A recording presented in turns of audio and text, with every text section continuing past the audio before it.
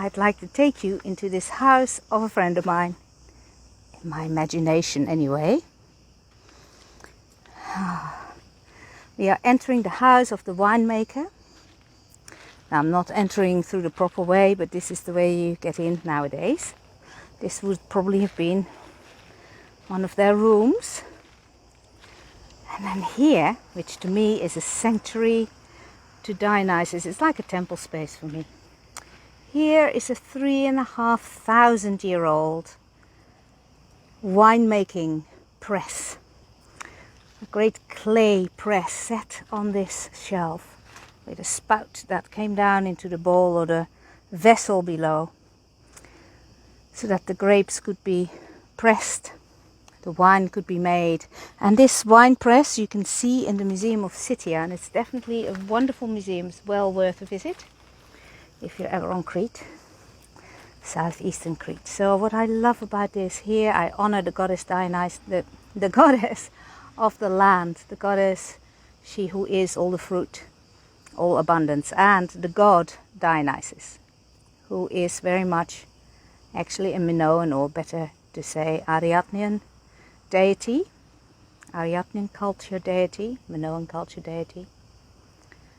And this is really where you can feel into the alchemy that was the sacred magic of changing fruit to juice, and then through the process of fermentation creating this drink that had the capacity to open consciousness, to alter state of consciousnesses, to take your mind somewhere else, to relax. It was of course always used as recreational, but it was also medicinal, and it was also sacred. The whole process was symbolizing that great cyclical wheel of life, death, rebirth, in which the god often is the one who, like the vegetation, like the fruit, has that underworld journey of death and transformation to then return as the son, the beloved, the king of the goddess, who is the constant. And so what I love here is feeling into this. Also love this wild oat growing out of this indentation of the wine press, which is such, that is the symbol of Persephone, also originally a Ariadnean culture goddess, a Cretan or Minoan culture goddess. The meter, the dance of the meter, Persephone Chore. Similar cyclic symbolism, my offerings left here, speaking the names of many people who left messages. I did that earlier before a wave of tourists came here. So yeah, I hope you enjoy visiting the house of my friend. I think here perhaps wine urns were stored, or perhaps this was part of where they actually lived.